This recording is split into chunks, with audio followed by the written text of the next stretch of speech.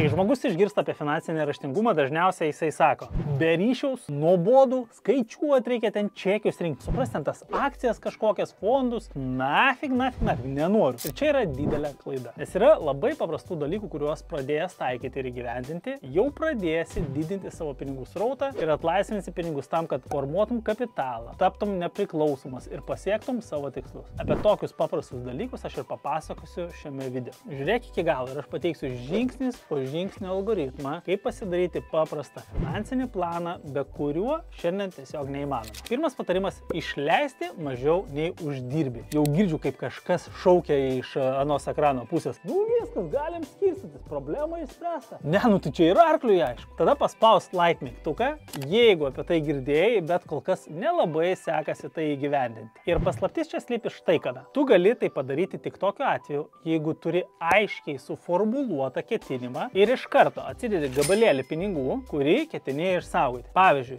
tuos pačius jau visiems atsibodusius 10 procentų. Tai yra, kad išleistų mažiau nei uždirbi, gabalėlį reikia atskirti iš karto, kai tik pinigai ateina pas tave. Arba dar antras variantas, kurį aš naudoju, tai yra sudaryti biudžetą, kuriame bus įtrauktos investicijos ir taupimas. Tai tam yra fix sistema, kuri vadinasi finansų investavimo ir kapitalo augimo sistema. Gali ją nemokamai parsisiųsti šio video aprašymą. Tai tie taupimo ir investavimo pinigai bus tarsi einamos išlaidos tavo biudžete ir tu juos taupai ir atiduodi savo mylimam iš ateities. Ir tas žmogelis ateityje tave minės labai gražiais žodžiais, jeigu tu atsidėsi pinigus kiekvieną mėnesį ir labai keiks, jeigu tu to nepadarysi. Dėl geriau neerzink būsimo savęs. Atsidėti pinigus yra labai svarbi taisyklė, nes be jos visa kita neturi prasmės. Pavyzdžiui, tarkim, tau pavyko kažkiek laikytis to taupimo plano, bet dažnai žmonės neišlaiko ir išleidžia tos pinigus. Tai buvo ir man, susitaupiau, paskui kelionę išvariau, telefoną nusipirkau ir vėl be pinigų. Ir kas man padėjo? Tai suvokimas, kad šitas kelias niekur neveda. Mane kas kartų blokždavo kelis mėnesius ir metus atgal. Atrodo, stengiausi, taupau pinigus, bet kapitalo nematau, nes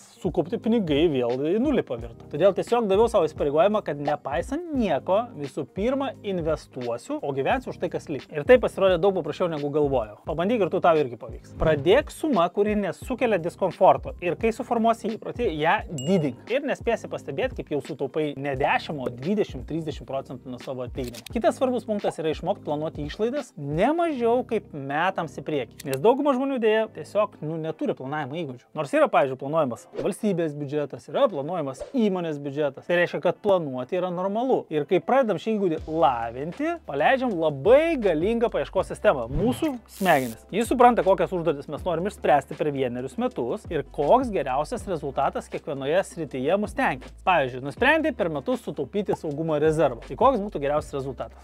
Kažkam 1000 eurų, kažkam 2, kažkam 3000. Ir dėmesys šiai konkrečiai užduočiai pradeda tau pritraukti išteklius. Pradedi galvoti, kiek man reikia atsidėti kiekvieną mėnesį. Ir jau turi skaičių, į kurį gali sufokusuoti savo dėmesį. Arba, tarkim, nori per šiuos metus pakeliauti, aplankyti Ameriką, Tailandą, Australiją. Ok, kiek tai kainuoja? Kuriais mėnesiais aš keliausiu? Ką esu pasiruošęs padaryti, kad tai įgyvendinčiau? Planas tai visada pasirinkimas. Pasižiūrė į savo planą iš pozicijos, o koks būtų geriausias rezultatas to, ko aš noriu. Ir visada pamatysi sumą, kuri kelis kartus viršė tavo dabartinės pajamas. Ir čia jau tavo pasirinkimas. Viso šito atsisakyti ir sakyti, ne, aš dar nepasiruošęs dirbti, nepasiruošęs planuoti, nepasiruošęs mokytis, gilintis, gyvensiu, kaip gyvenau, atsisakysiu kelionių, pirkinių, kapitalo kaupimą ir kas bus, tas bus. Arba sakai, super, man patinka mano planas. O dabar klausimas, kaip aš galiu tai įgyvendinti? Kaip padidinti pajamas, protingai taupyti, protingai sumažinti išlaidas. Ir tada pradedi generuoti variantus. Ir galbūt ne iš karto, nespraktelius pirštais, ateis tokia galimybė į tavo gyvenimą, kuri leis padidinti pajamas ir įgyvendinti tavo planus. Bet jeigu bandysi, judėsi į priekį, tai po kurio laiko pasakysi, opa,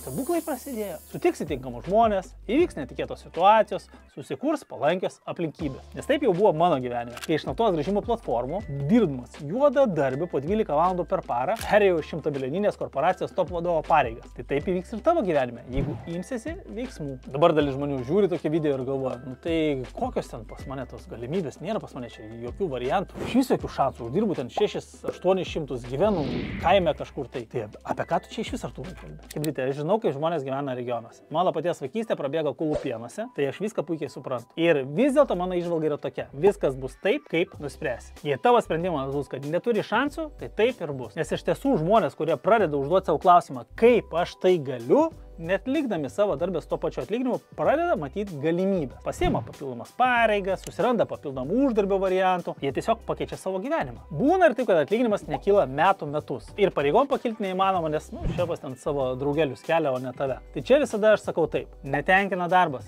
nematai perspektyvų, negali padaryti karjeros, bet turi tikslus, keisk darbą. Auk kaip profesionalas, prisiim papildomas atsakomybės, nes mes šiandien gyvenam tokiu metu, kad galimybių tiesiog yra daugybė. Ir aš matau tūkstančių žmonių pavyzdžius, kurie prisėmė asmeninę atsakomybę už savo gyvenimą. O jeigu esi įsitikinęs, kad nieko nepavyks, kad jokių variantų nėra, taip ir bus. Kitas punktas – priversk savo pinigus dirbti. Tu miegi, o jie dirba. Tu dirbi ir jie dirba. Yra toks posakis, lašas po lašo, akmenį pro tašo.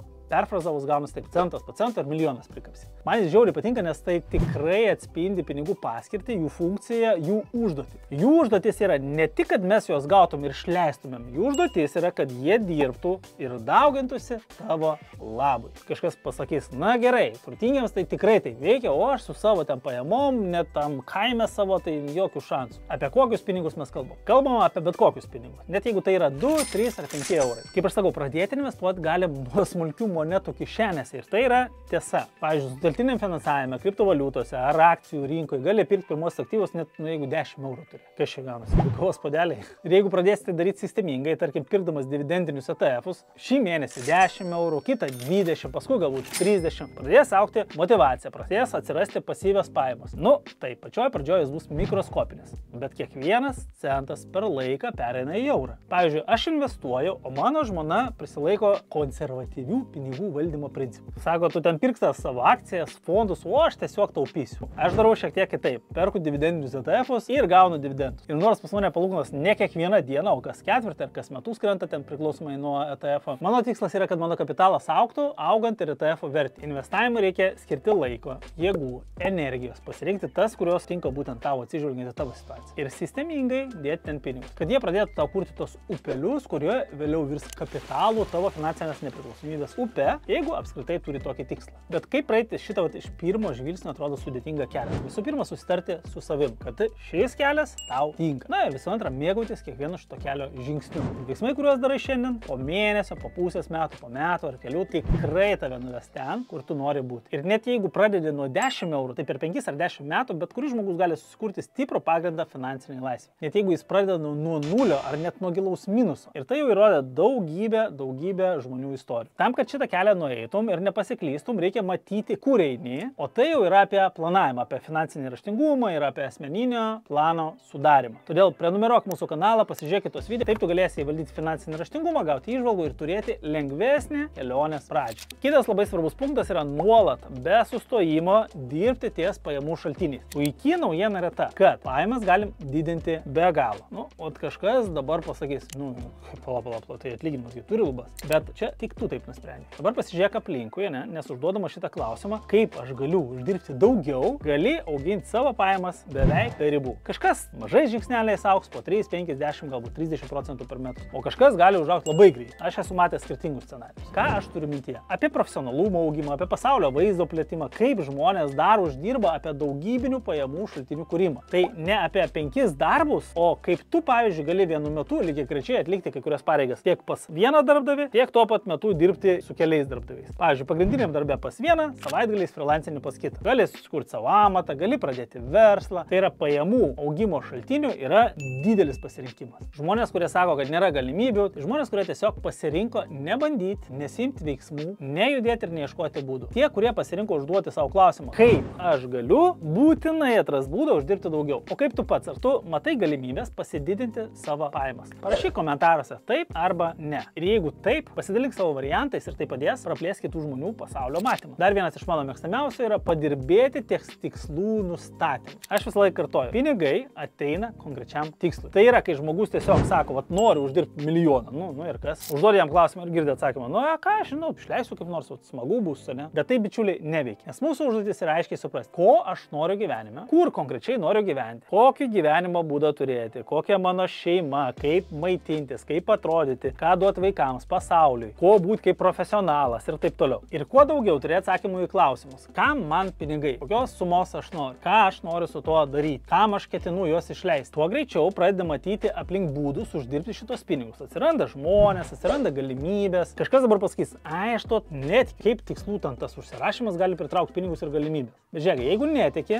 tai leis savo pabandyti dirbti su tikslais iš pozicijos aš esu pasiruošęs, aš to vertas ir aš pasiruošęs tai turėti. Ne tiesiog parašai savo, aš noriu nuvažiuoti į atostogas, o konkrečiai, pavyzdžiui, gegužės mėnesį, šiais metais su šeima mes ilsėsimės 2 savaitės Turkijoje 5 žvaigždučių viešbutį. Ir mano planas, ko konkrečiai reikia, kad tai pasiekčiau, kiek tai kainuos. Skirstau kiekvieną mėnesį ir randu būdus, kaip kiekvieną mėnesį šitą sumą atsidėti. Ir taip su kiekviena užduotimi savo tikslų įgyvendinti. Ir pamatysi, kad pasaulis atsigręš tave veidu ir atvers naujas duris ir naujas galimybės, nes pinigai sutelkiami konkretiems tikslams. Na ir galiausiai, susikurti savo asmeninį finansinį planą. Skamba sudėtingai, nes apskritai žmonės, kai išgirsta žodį asmeninis, finansinis ir dar planas, jiem atrodo, kad čia kažkas tai žiauriai sudėtinga, neįmanoma. Tai pateiksiu paprastą algoritmą, kas tai yra. Plano sukūrimui reikia nustatyti tikslus, apie kuriuos aptariam anksčiau. Pavyzdžiui, artimiausi tikslai iki 1 metų, tai tiesiog paprastas planavimas. Kur nuvykti, kam tos pinigus išleisti, kokius baldus nusipirkti, kiek kur ką investuoti, kokius kreditus uždaryti ir panašiai. Tai yra labai paprasta. Tau reikia tiesiog suprasti, kokia suma tau reikalinga per mėnesį. Toliau asmeniniam finansiniam planui mums reikia tikslų nuo 1 iki 3 metų, paskui nuo 3 iki 5 ir galim ir toliau, bet pradžiai paim, pavyzdžiui, laikotarpį iki 5 metų ir to pakaks. Stambus finansiniai tikslai. Pasirinkė 1, 2, 3, kokie jie yra. Naujas būtas galbūt, skolų kažkokių atsikratyti. Kiekvienas turėsit savo sąrašą. Taigi pirmas punktas, mes nustatom trumpalaikius, vidutinio laikotarpio ir ilgalaikius tikslus. Kai jau turi surašęs tikslų sąrašą, reikia pasirinkti priemonės. Ką aš turiu omenyje? Nors pirmą galim primityviai paskaičiuoti, kiek laiko iki tikslo įgyvendinimo, ypač vidutinio laikotarpio ir ilgalaikių tikslų, ir nustatyti sumą, kurią reikia investuoti į šį tikslą jau dabar, kad jį pasiekti. Na, pavyzdžiui, tau reikia 10 000 eurų, kad pasikeistum automobilį po 3 metų. Padalini iš 36 mėnesių ir gauni konkrečią sumą, kurią reikia kas mėnesį atsidėti. Tai toks visiškai paprastas planas, kol kas be jokių priemonių, procentų ir ten daugiklių ir panašiai. Bet net toks skaičiavimas tau dabar parodo, ar tu apskritai esi pasiruošęs šiam tikslui. Nes kažkas pamatys skaičių ir sakys, Jėzus Marija, jau tiek čia daug, nerealu man, neįmanoma. O kažkas pamatys skaičių ir sakys, kaip iš esmės tai čia kaip ir normalu, žinai, iš anksto ruoštis tikslui, galima atsidėti, viskas gerai čia. Tai reiškia, kad paskaičiuok, kiek jau dabar tau reikia pinigų kas mėnesį. Gali būti, kad tokios sumos dabar neturi. Ir tada atsiranda kitas punktas, kai pradedi galvoti, kas tau gali padėti. Pradedi generuoti variantus savo asmeniniam finansiniam planui. Galbūt tau reikia padirbėti ties pajamų didinimu. Tada savo užduodi klausimą, kaip man padidinti pajamas, kad tokią sumą per mėnesį galėčiau atsidėti. Ir ieškai atsakymų. Svarbiausia, kad dabar pažiūrėjęs šitą vaizdą įrašą, padarytum savo paprastą planą tiesiog ant popieriaus lapo. Telefoną turi kiekvienas. Kur skaičiuokliai gali atlikti skaičiavimus. Ir čia nereikia kurti jokių ten sudėtingų sistemų. Planas tai kai tu supranti, ko tu nori, kada tu to nori ir kiek išteklių tau reikia tam pasiekti. Pabandyk, nukreip savo energiją į tą tikslą, kuris patinka ir tau būtinai viskas pavyks. Sėkmės.